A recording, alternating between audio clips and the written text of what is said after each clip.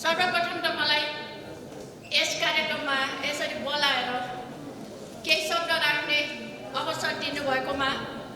म हृदयदेखि नै आभार व्यक्त गर्दै यस सङ्घलाई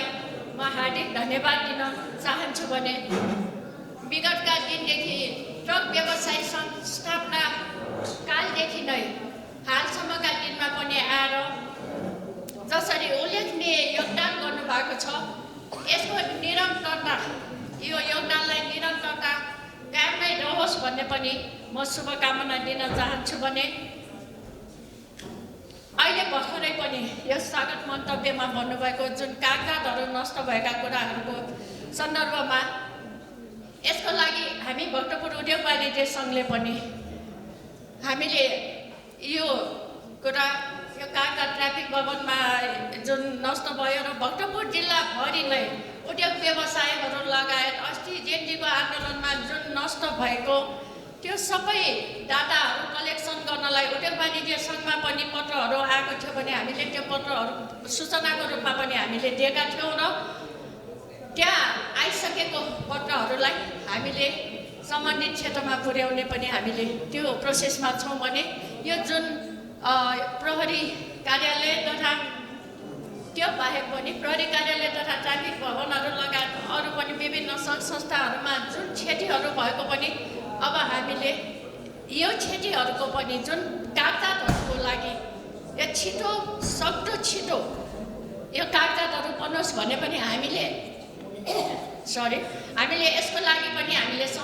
सम्बन्धित क्षेत्रमा हामीले पुर्याउने छौँ भन्न गइरहेको छु भने यो ट्रक व्यवसायी सङ्घले जुन आफ्नो सङ्घका सदस्यहरूलाई मात्र होइन धन्यवाद बहिनी सङ्घका सदस्यहरूलाई मात्र होइन सर्वसाधारण नागरिकहरूलाई पनि विभिन्न सेवाहरू प्रदान गरिरहेकोमा हामी सर्वसाधारणले पनि यसको लागि यो व्यवसायी सङ्घलाई धन्यवाद दिनै पर्छ र अहिले हालको अवस्थामा ट्रक मात्र होइन विभिन्न यातायातका साधनहरू आवत जावत गर्नको लागि जुन यो अनिको राजमार्गको 6 लेनको सडक खण्ड यसको निर्माणको क्रममा बिचमा रोकिएको थियो र अहिले फेरि यो सुरु भइरहेछ यसलाई तत्कालै यो तयार हुनु जरुरी नै छ किनभने यो बाहिर विभिन्न जिल्लाहरूमा बर्दिवाससम्म नै पुग्ने बाहिरी जिल्लाहरूमा समेत पुग्ने र यातायात आवागमनमा छिटो र छरिटो भरपर्दो यो बाटो नै हो भने हाम्रो एउटा एकताको सूत्रको लागि पनि यो बाटो एउटा माध्यममा रहेको छ भने अब विभिन्न समस्याहरूको निराकरण गर्नलाई तपाईँ हामी त छँदैछौँ हामी मिलेरै